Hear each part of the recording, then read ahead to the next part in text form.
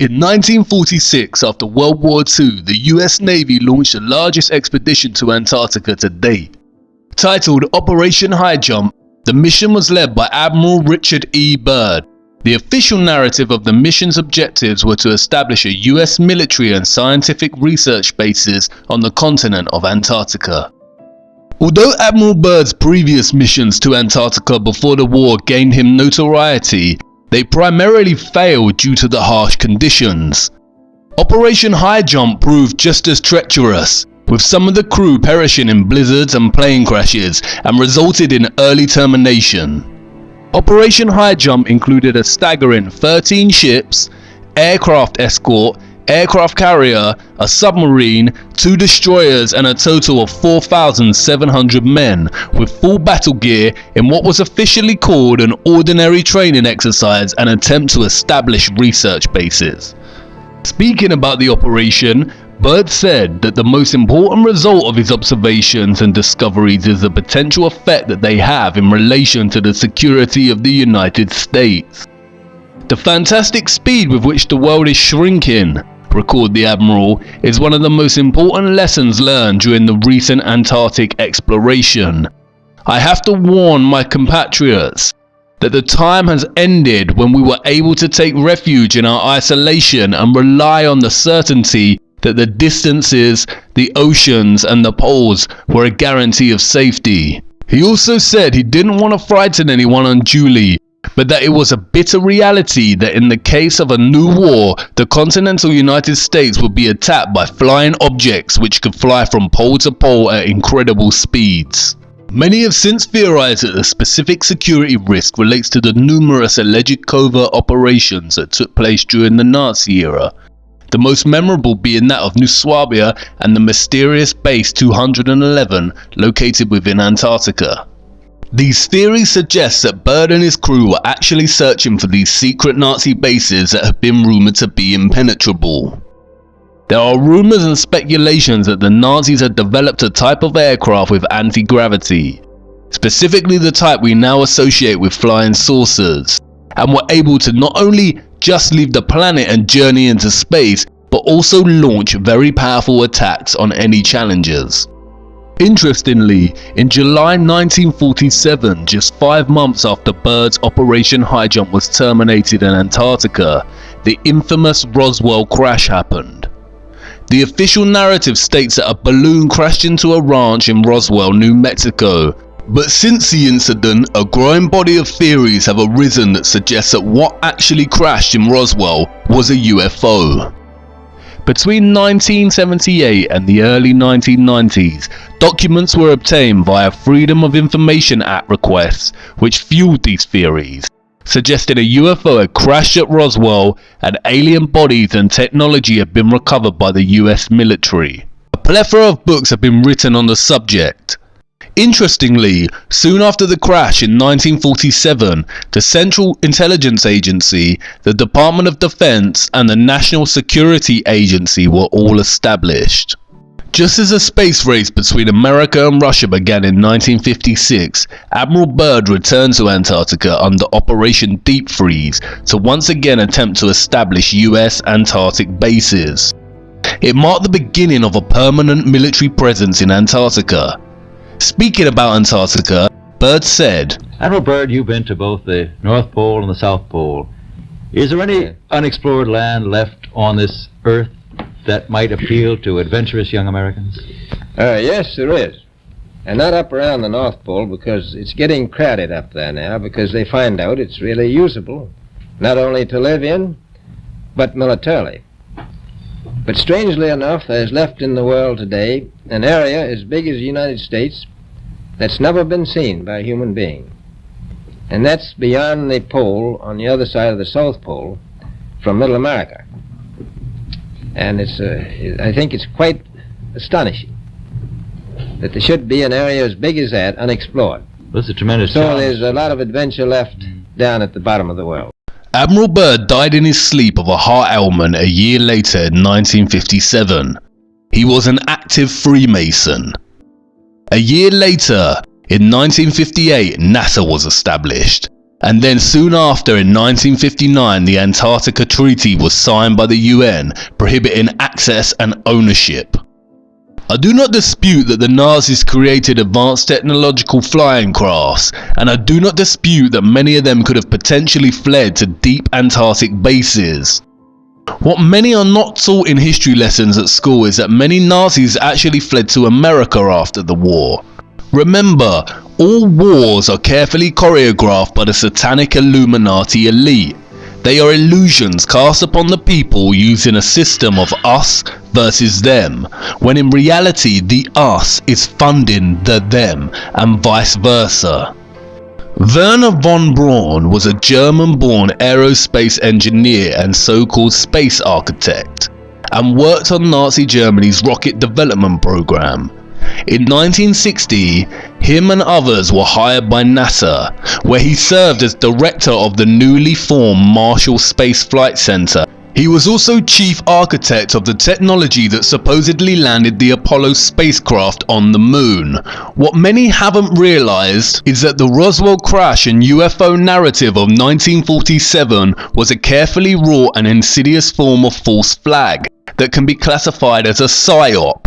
A PSYOP is a psychological operation designed specifically to convey selected information and indicators to audiences to influence their emotions, motive, and objective reasoning. PSYOPs plant ideas in people's minds in a covert way. And what better way to create intrigue and hype for the upcoming space race of the 50s than to leave crumbs of information suggesting alien life? PSYOPs are highly manipulative and can work in a reverse psychological manner in which the recipient feels that the information must be true because it was secret. The Freedom of Information Act releases worked on a big portion of the public in just this manner. They appeared secret with just enough deliberately planted UFO and alien references to provoke an intended response in their audience. Other very famous leaked government documents such as Majestic 12 work in the same way. Just because something leaks does not mean it is true. Leaks can be plotted to influence and manipulate. And it makes getting to the truth really tough business. If a government has top secret information, mitigation procedures make it very difficult to leak, and that's why any leaks that do make it out require high skepticism and proof by evidence. The Pizzagate emails actually tell us minimal, but the real life evidence and prevalence of such evidence validates them. Leaked UFO alien disclosure works the opposite way. We have next to no evidence of this existing other than the so-called secret information suggesting its existence. Governments, the media, and Hollywood do not explore satanic child sacrifice. In fact, they act very fast to censor it quickly. But they do love to entertain the alien agenda whenever they get a chance. You see, there is a secret, and it's a secret that they do not want us to know. It is one of the greatest secrets of all time. And Roswell, Nazi UFOs, NASA, the space race, and the moon landings were all carefully designed to cover it up. You see, as the space race was heavily underway, there was another military operation taking place. Before we turn our attention to the specifics of this operation, it is necessary to take a look at another US Navy leader, James Van Allen. During the same time period between 1946 and 1954 that Admiral Byrd was exploring the North and South Poles, so was Van Allen. The satanic scientist Kabbalah priests tell us that he was conducting experiments to discover more about the Earth's magnetism, or magnetosphere. Van Allen had developed this bizarre invention called a rockoon, a balloon rocket combination that lifted missile rockets on balloons high above the Earth's atmosphere before firing them even higher. And he was conducting these experiments at the Arctic and Antarctic regions. What he discovered was, of course, named the Van Allen belts. NASA tells us that the belts are barriers of seething radiation that surround the Earth, and a collection of charged particles gathered in place by Earth's magnetic field. The belts extend from the starting altitude of 640 kilometers all the way to 58,000 kilometers. According to science, the belts begin at 640 kilometers, or what is referred to as just above low Earth orbit. And this is where it gets tricky for NASA and the governments of the world. Listen to what they say. As we get further away from Earth, we'll pass through the Van Allen belts, an area of dangerous radiation. But Orion has protection. Shielding will be put to the test as the vehicle cuts through the waves of radiation. Sensors aboard will record radiation levels for scientists to study. We must solve these challenges before we send people through this region of space. And unlike the previous program, we are setting a course with specific and achievable milestones. Early in the next decade, a set of crewed flights will test and prove the systems required for exploration beyond low Earth orbit, beyond low Earth orbit, beyond low Earth orbit. The kinds of technologies that we're testing out on Space Station are definitely helping us with our goals of going beyond low Earth orbit. So we have a really robust exploration program at NASA. The plan that NASA has is to build a rocket called SLS, which is a heavy lift rocket. It's something that is much bigger than what we have today, and it will be able to launch the Orion capsule with humans on board, as well as landers or other components to destinations beyond Earth orbit. Right now, we only can fly in Earth orbit. That's the farthest that we can go. And this new system that we're building is going to allow us to go beyond and hopefully take humans into the solar system to explore. So the moon, Mars, asteroids, there's a lot of destinations that we could go to, and we're building these building block components in order to allow us to do that eventually. The moon, Mars, asteroids, there's a lot of destinations that we could go to.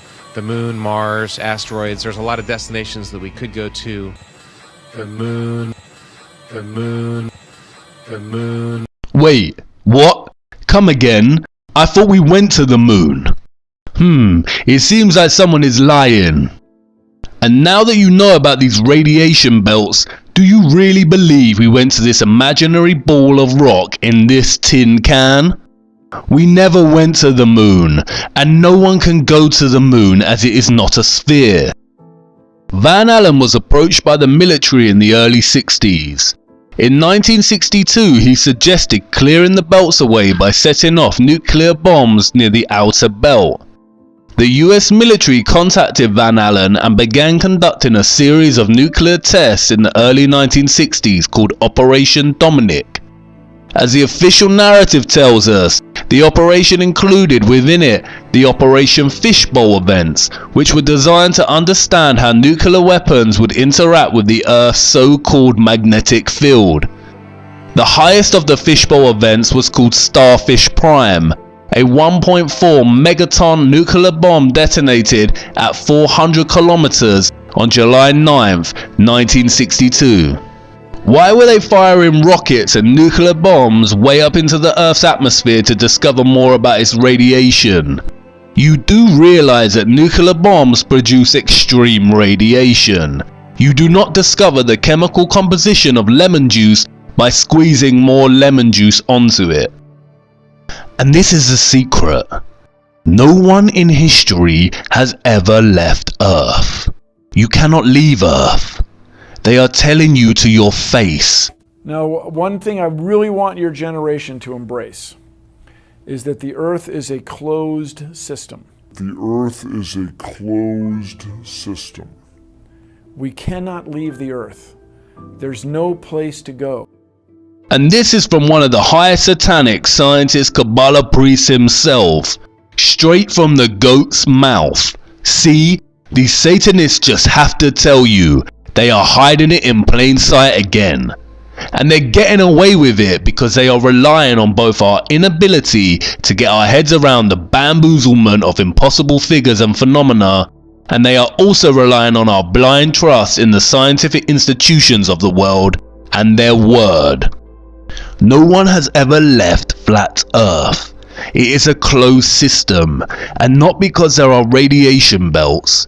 No one has left because there is a dome-like roof above of what is better understood as a firmament. We cannot leave the Earth. This is what Admiral Byrd discovered in Antarctica. They discovered the foundations of the firmament. And that's why you cannot go to Antarctica.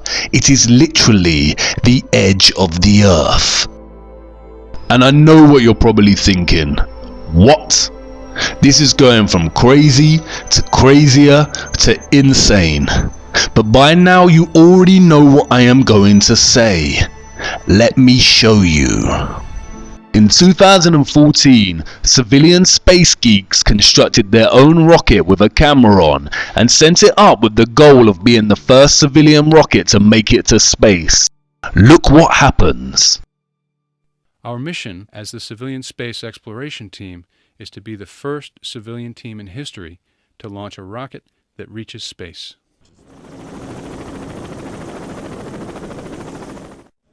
All systems are go for launch. T-minus 10 seconds. 9, 8, 7, 6, 5, 4, 3, 2, 1.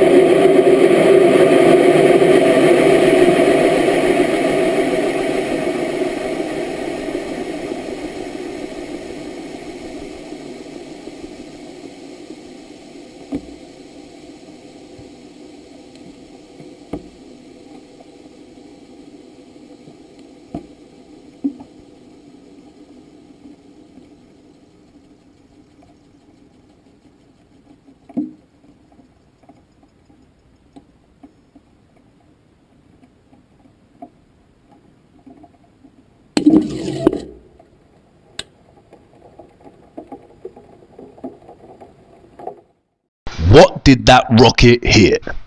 If there was a high amount of intense radiation up there, it would have scorched that mini rocket to pieces.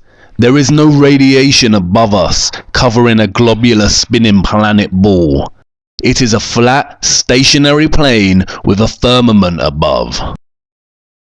And I know that you want to scream and say that does not prove anything. The rocket's engine could have failed. But take it easy. We are just getting started. You see, what they never told you in school is that every single civilization in our Earth's history knew that the Earth is flat and there existed a firmament above our heads. They were trying to tell us, and illustrations throughout the years have brought their conceptions of the world that we live in to life. Look.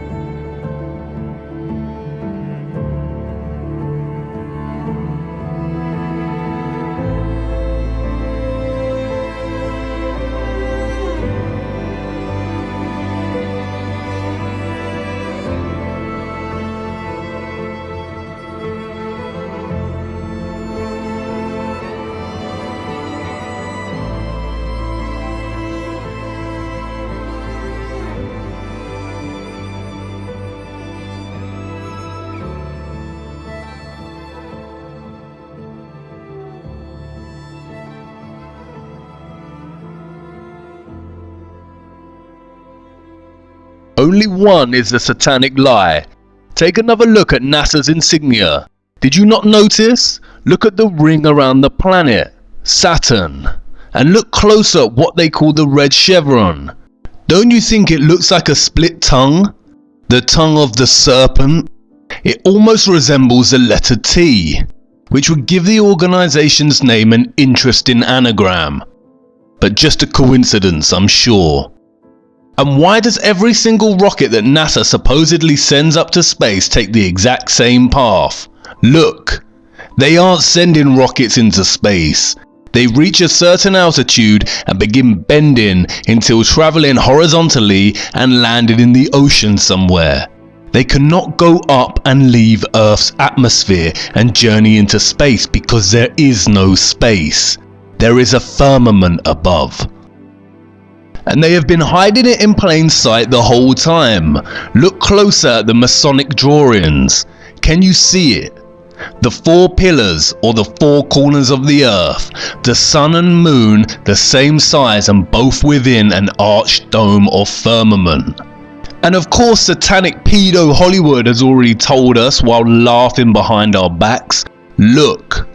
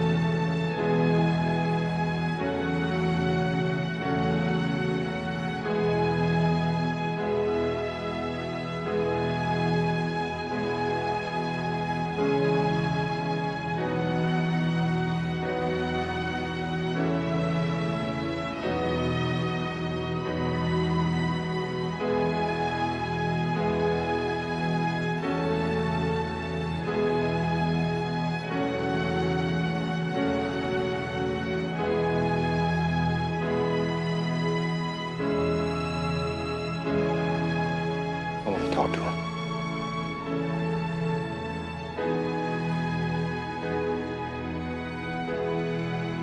And the more they brainwash us with movies about space, fake rocket launches and bamboozlement science, we are forgetting more and more that our ancient historical texts reference the firmament. The Book of Enoch, a non-canonical biblical text that was discovered as part of the Dead Sea Scrolls, reads, "And I saw the cornerstone of the earth, and I saw the 4 winds which support the earth, and the sky, and I saw the winds which turn the sky and cause the disk of the sun and all the stars to set. And I saw the winds of the earth which support the clouds, and I saw the paths of the angels. I saw at the end of the earth the firmament of heaven above." The Quran references it. "With power and skill did we construct the firmament." The Book of Job, which is older than the Torah itself, references this very firmament. "Hast thou with him spread out the sky, which is strong as a molten looking glass?" What does that mean? A molten looking glass. I guess I'm up against the highest, hardest stained glass ceiling. So I guess I'm up against the highest, hardest stained glass ceiling.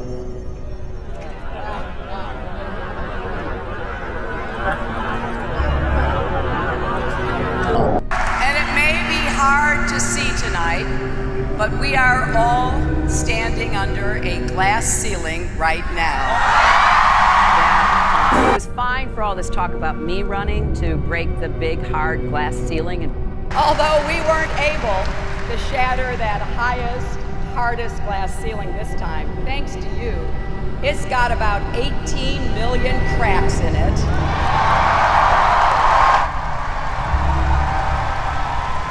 And the light is shining through like never before. There's a mystery. Scattered around in the sand are thousands of chunks of strange yellow-green glass. It is really, really a mysterious glass, and we scientists are still kind of puzzled how these things form. And I can't believe we just put the biggest crack in that glass ceiling yet. It's got about 18 million cracks in it. Again, they are telling us. And the crowd claps and cheers in their own ignorance. They are telling us while laughing behind our backs. But wait a minute. The firmament cannot be made of super strong glass, or that rocket would have been shattered upon impact. And I know, maybe the rocket just malfunctioned or ran out of power. Stay with me. Interestingly, the biblical book of Genesis holds some clues to this mystery. And God said, "Let there be a firmament in the midst of the waters, and let it divide the waters from the waters. And God made the firmament, and divided the waters which were under the firmament from the waters which were above the firmament. And it was so." Could there really be water just above the firmament and directly below it? It sounds like an absurd concept. Not as absurd as bending oceans wrapped around a spinning space ball, mind you. So let's investigate. It's the stars and the planets themselves that offer more clues. In case you forgot, the planets that NASA and other official space agencies show us are CGI, or artistic renditions. We have seen their lazy Photoshop skills exposed in previous episodes. We see something very different when we use an advanced and powerful lens like found on Nikon cameras and look at the planets above us. Look.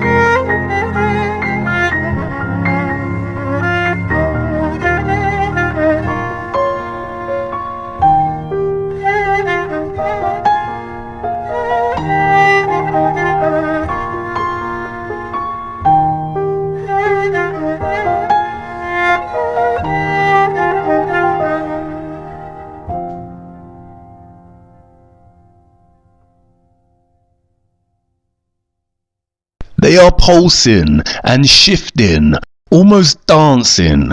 NASA says this is because of the Earth's atmosphere, but as we just saw, not all of them follow the same pattern. Each planet here radiates its own specific patterns and light movements. You see, what we call the planets are actually stars like the rest of the stars we see at night. And the sun is a sun, not a star. This is a star, and this is a sun.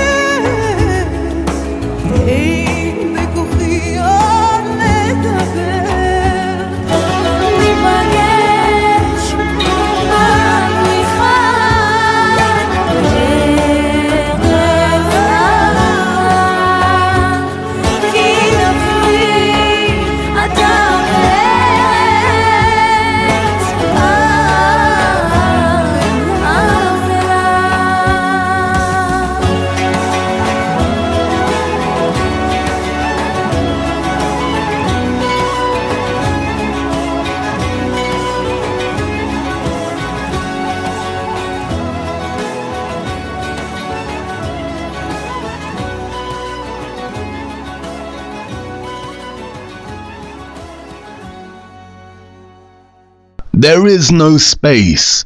No Kabbalah Ein Sof vacuum of nothingness. Space is an elaborate hoax. Real space is water. And the water below the firmament appears to be some kind of gooey substance that is paradoxically soft and yet impenetrable. They cannot get through it. And it seems that one scientist found a similar kind of substance within the dark depths of the ocean. One of the strangest places on the ocean's floor was only just discovered in the 1990s. I might agree it's one of a handful of people to ever see it in person. Without a doubt, one of the most amazing things that I had ever seen in the bottom of the ocean. And it was while filming for Blue Planet. It was in the Gulf of Mexico. And I noticed there's something out in the distance. Couldn't tell exactly what, but it looked like a dark band. And as we approached it, the dark band became a donut. I saw this donut that was black in the center. What the heck is that? And so as we get closer and closer to it, I noticed that the black band had what appeared to be kind of steam over it. And then I looked, and there was water lapping against the shoreline. This band was a ring of mussels. And inside the ring of mussels was a lake. And it's like, wait a minute, I'm already underwater. We went out over the water in this lake and tried to descend in it and bounced off. It was so super saline and dense that the submarine couldn't go down in it. We literally bounced off, and as we bounced off, we sent ripples heading back to the shoreline. It was insane. I've never NASA tells us that our globe is spinning at 1,000 miles per hour on its axes and 67,000 miles per hour around the sun, which is then traveling at 570,000 miles per hour within our galaxy. If this was truly the case, then we would not see the same constellations in the same places in the night sky. The night sky would be completely random and perpetually changing. But it isn't. As we've seen, the stars above us, attached somehow to a great, immense and mysterious firmament, travel in circular motions around our flat, stationary Earth, with Polaris, or what we call the Northern Star, a fixed unmoving point in the center and above the center of our Earth at the North Pole. We've been told that comets are huge ice particles that, when passing within the distance of our sun, begin to melt, which causes them to release gas and create a trail and tail. They tell us that comets can travel 100,000 miles an hour. But they are lying again. Here is time-lapse footage of the recent comet Neowise.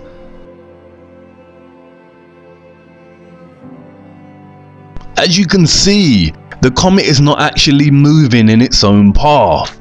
It is fixed in its area on the firmament and moving in conjunction with the rest of the stars. There is no travelling comet journeying at 100,000 miles per hour. But look closer. Can you not see it? It is a large opening in the firmament, casting a ray of light from whatever exists behind and through the water beneath it, much like you see with the light entering in an underwater cave opening deep in the ocean. There's a very simple experiment that you can do in the comfort of your own home to prove the existence of the firmament or earthly dome. Create a rainbow. National Geographic tells us that a rainbow is a multicolored arc made by light striking water droplets. The most familiar type rainbow is produced when sunlight strikes raindrops in front of a viewer at a precise angle. Rainbows can also be viewed around fog, sea spray, or waterfalls. A rainbow is an optical illusion. It does not actually exist in a specific spot in the sky.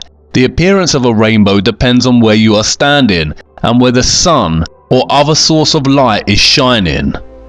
They go on to state that rainbows are the result of the refraction and reflection of light. Both refraction and reflection are phenomena that involve a change in a wave's direction. A refracted wave may appear bent, while a reflected wave may seem to bounce back from a surface or other wavefront. Light entering a water droplet is refracted. It is then reflected by the back of the droplet. As this reflected light leaves the droplet, it is refracted again at multiple angles. Refraction is the bending of light. It also happens with sound, water and other waves, as it passes from one transparent medium, such as glass, into another. Here we see the white light hitting the glass triangular prism and refracting the light into a straight rainbow. We have never seen a straight rainbow, a triangular rainbow, or one that forms right angles or goes up and down or left to right. In order for refraction to take place, the white light has to reflect through a prism, which has to be transparent like glass. So whatever the white light of the sun is hitting when we see a rainbow, it has to be the shape of the prism it is hitting. The rainbow is always there, but there needs to be a screen for us to see it. The rainbow is always there, but we only see it when the rain forms a condensed mist, like a screen. That's why we see smaller rainbows in garden sprinklers, and it's important to note that the rainbows we see in garden sprinklers retain the same shape as the ones we see in the sky. The screen mist of water provides us a screen to see the refracted light of the rainbow, which holds its prism's shape, i.e. a glass dome. It's really that simple. In the same way, the laws of density and perspective are really that simple. But here's where it gets unbelievable. Look at this image of a rainbow reflected in the ocean. Notice how the colors are reflected, like in a mirror, so the colors are reversed. The violet, indigo and blue that are always at the bottom of the rainbow are here at the top of the rainbow in the reflection. Now try this for yourself at home. ScienceSparks.com tells us how we can make a rainbow. You can either make a rainbow with a mirror. Try placing a mirror inside a glass and angling the glass so sunlight hits the mirror. You should be able to reflect a rainbow onto a wall. Or you can do the same exercise, but instead of using sunlight, you can shine a torch. The rainbow that is reflected from the flat mirror, i.e. the prism, and the screen of water, like when it rains or there is water mist, creates a near straight rainbow onto the wall. If water is the reason for creating the arched rainbow shape, as science says, then why does it here produce a straight rainbow? Now take a dome circular glass as your prism and fill it with water and let the white light of the sun shine through it. You get an arched rainbow because the prism has a dome-like shape. And it's just like the rainbow we see here on Earth. There is a double rainbow here, but unlike the double rainbow we see reflected in the ocean, the colors here are not reverse. Now look. Can you see it? The colors in the top rainbow are reversed.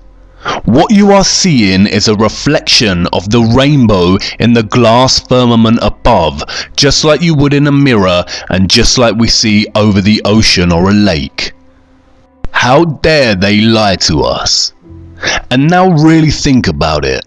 Why would a satanic Illuminati network of individuals who have all the money, power and control in the world, and who molest, rape, torture, murder, drink the blood of children and worship Lucifer, want to hide that our earth is flat and that there is a firmament above and the sun and the moon are local and within our dome? Why hide the true nature of our earth from us? Well, if they worship something immaterial they call Lucifer and convince everyone that is not in their little cult that they are the product of a nothingness that randomly produced a small speck which then randomly expanded and created matter and life, then you remove all possibility in the person's mind that their life is anything more than a random coincidence. However, if the Earth is a closed system with a firmament above, then it really requires serious speculation and consideration as to how our ancient ancestors and various ancient and biblical texts knew this.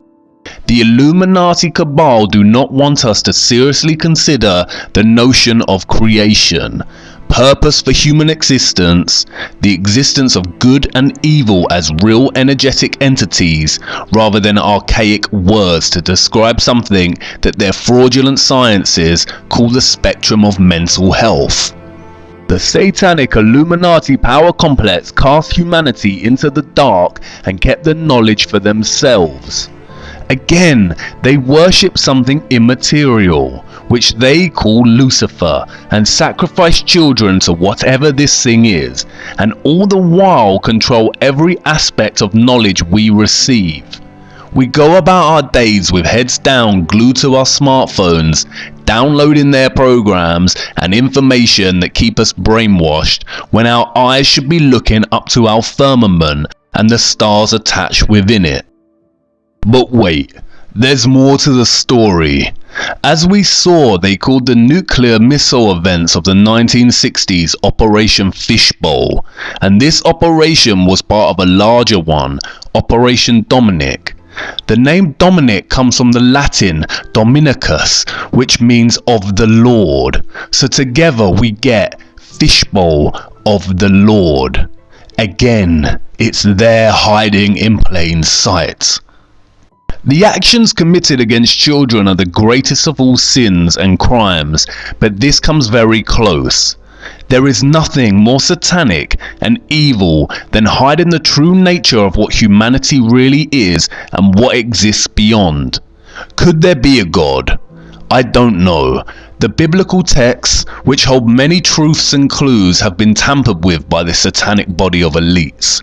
The Bible used to contain over 80 books, but some were removed and hidden.